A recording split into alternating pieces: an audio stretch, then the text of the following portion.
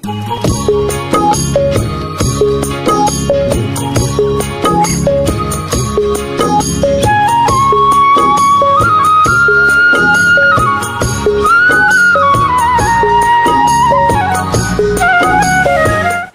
আলাইকুম প্রিয় খামারি কৃষক ভাই বোনেরা, দেশ ও দেশের বাইরে থেকে যে যেখান থেকে বসে আমাদের এই প্রতিবেদনটি দেখতেছেন, আপনাদের সকলের দীর্ঘ এবং সুস্বাস্থ্য কামনা করে শুরু করছি আমাদের আজকের প্রতিবেদন। দর্শক বন্ধুরা, আমি এই মুহূর্তে অবস্থান করছি কুমিল্লা জেলার মেঘনা উপজেলার বড়কান্দা গ্রামে। এই গ্রামেরই একজন তরুণ উদ্যোক্তা বিপ্লব ভাই অনেক সুন্দরভাবে একটি মিশ্র মুরগির খামার গড়ে তুলেছেন। তার এখানে রয়েছে ফার্মি মুরগি, টাইগার মুরগি এবং দেশি মুরগি।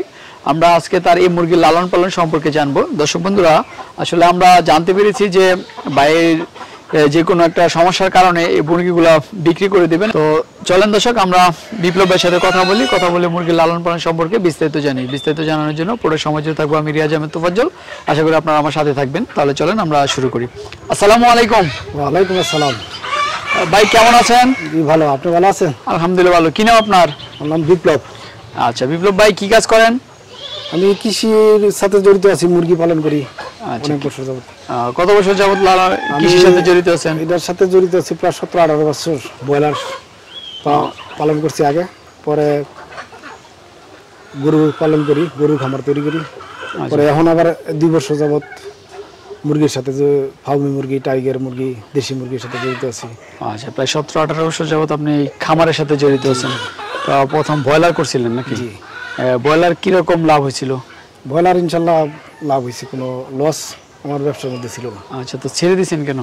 ছেড়ে দিচ্ছি, ওই ব্যবসাটা বিভিন্ন পার্টনারের সাথে বিভিন্ন জায়গায় করতাম।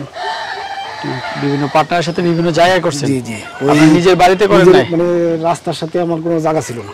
আচ্ছা আচ্ছা। যার কারণে ওই যারই জায়গা ছিল তার সাথে পার্টনার করতে গিয়ে প্রতারণা হয়েছি।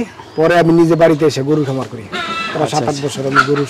7-8 বছর। গরু কি গাবি ছিল না? গাবি ছিল 6টা, আর 10-12টা ষাঁড় গরু থাকতো প্রতি বছরই। 20টা গরু থাকতো কন্টিনিউ। এখন নাই নাকি? জি, এখন ষাঁড় গরু ছিল 5টা, এবার কুরবানিতে বিক্রি করে দিছি। কুরবানিতে বিক্রি করে দিয়েছেন, এখন শুধু মুরগিগুলো লালন পালন করতেছেন।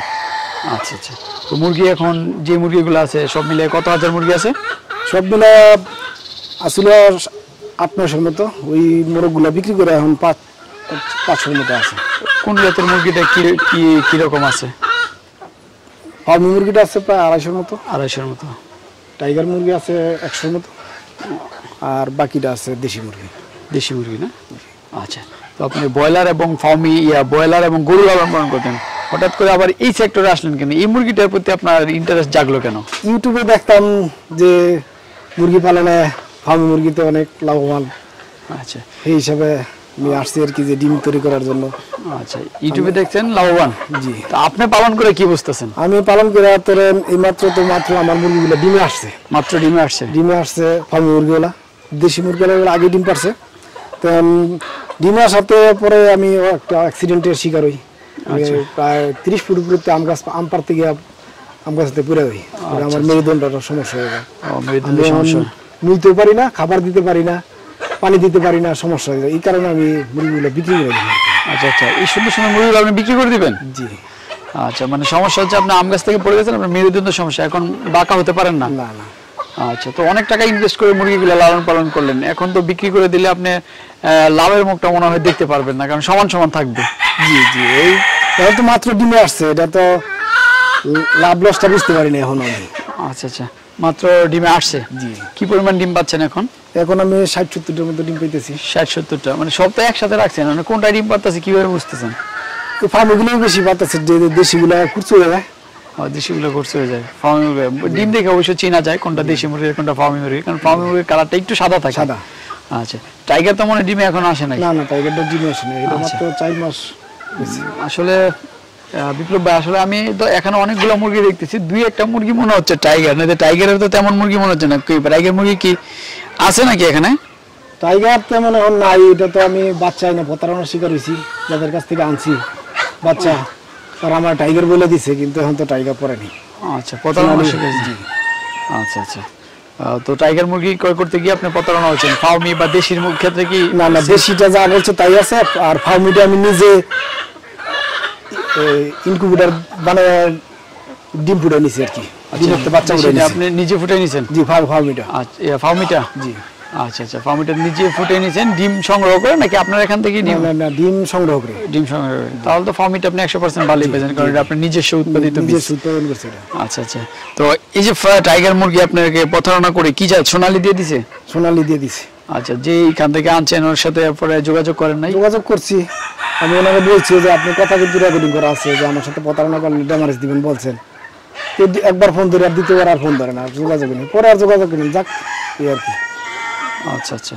তো একবার ফোন ধরছে, পরে আর ধরে নাই? না। আচ্ছা, তো আসলে মানুষ বাংলাদেশে প্রত্যেকটা সেক্টরে এখন ধোঁকা খাচ্ছে।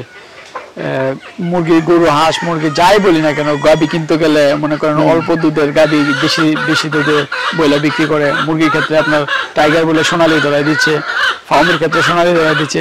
আসলে আমরা এই প্রতারণা থেকে কিভাবে বেরিয়ে আসতে পারবো, কিভাবে আমরা বাচ্চা সংগ্রহ করলে আমরা বুঝতে পারবো যে আসলে সঠিক বাচ্চাটা পাচ্ছি?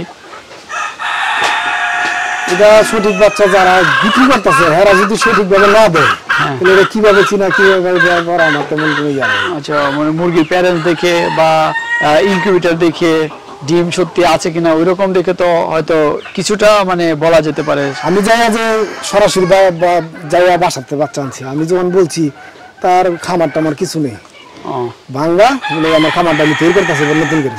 আচ্ছা আচ্ছা। তো আমার একটা খামার অন্য জায়গায় আছে, আমি চলেন দেখে আসি খামারটা। আচ্ছা, বলে যে অনেক দূরে যাওয়া যাবে না, বাচ্চা নিয়ে আসতেছে।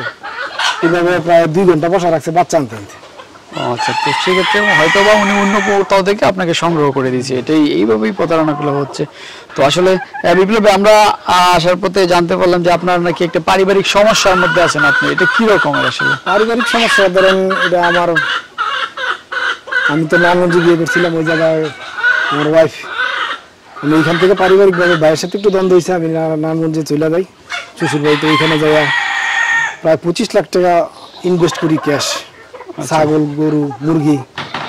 আচ্ছা, নারায়ণগঞ্জে? নারায়ণগঞ্জে। আপনার শ্বশুর বাড়ি ওইখানে? জি।